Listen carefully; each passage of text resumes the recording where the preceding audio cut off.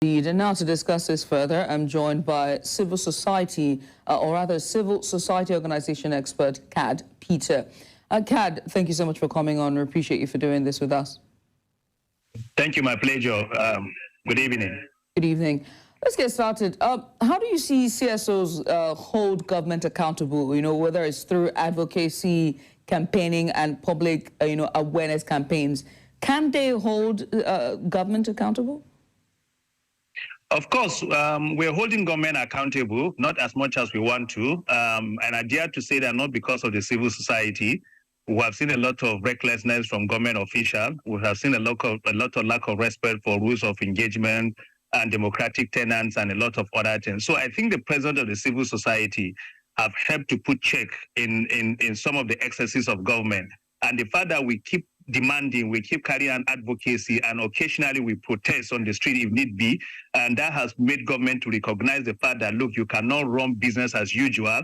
There are a set of people that are observing your action and inaction. There are people that are going to speak out. There are people that will call for mass protests, that will call for press statements, press conferences, that will write petition, all of this. So all of this put together means that government know that the CSO are existing, and they know that we're a pressure group and we're people that are people-centered and interested in good governance, accountability, and transparency.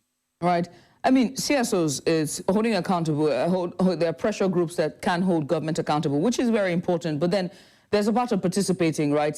So how best can, what are the mechanisms for CSOs to participate, in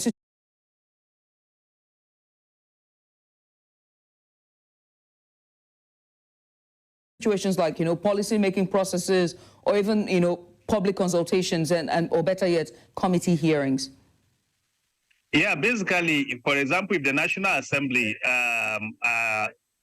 look into possible bills or laws, they usually invite the civil society for public hearing. And even instances where we are not invited, we make ourselves available by submitting our memoranda or submitting our position or requesting for such public hearing. And so that has given us opportunity to be able to engage government. Aside from the National Assembly, we equally pay visit to government officials to discuss government policy and to make suggestions. Remember that Nigeria is a signatory to the Open Government Partnership, which means that it's a co-creation where the CSO and the government need to sit down to discuss issues of citizen engagement, budget, and number of other initiatives. So these are avenues and opportunity we've cashed on to be able to interact with government. And aside from that, there are instances where we have people from the CSOs that have been invited by government to work for them.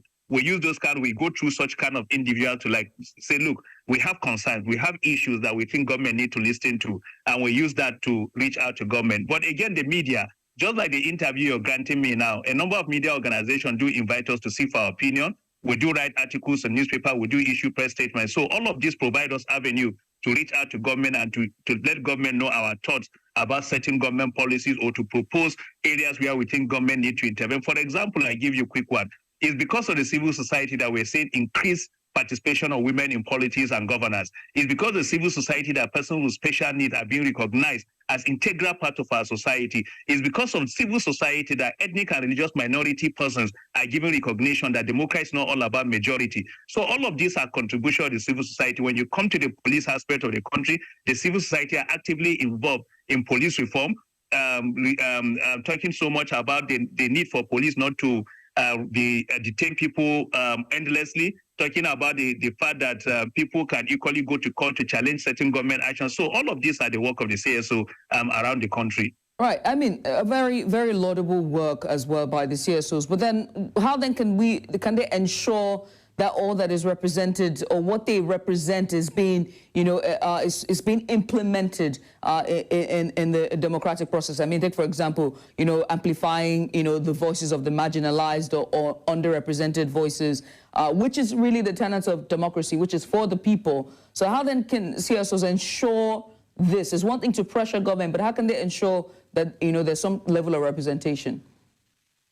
Yeah, it's the continuous advocacy, the continuous engagement and interaction with government, influencing government decision during pre-campaign period, influencing manifesto of political parties, inviting government individuals that are looking for election to share their blueprint with the community and the CSO, ability to influence such, and then at the end of the day, when they win election, were able to present the document to them to say, look, during your campaign, you promised A, B, C, and D. We're here to follow up with you to ensure full implementation of such promises. I must quickly add, when we talk about CSO, people think CSO are only NGO practitioners. No, the Nigeria Bar Association is a CSO.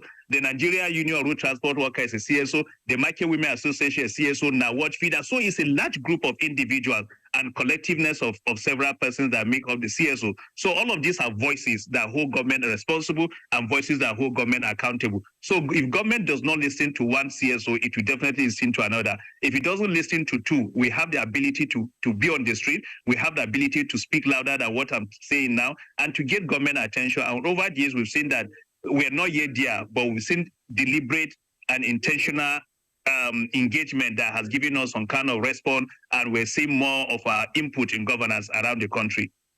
And that's what it is. It's just continually to continue to push ahead and continue to apply as much pressure as possible.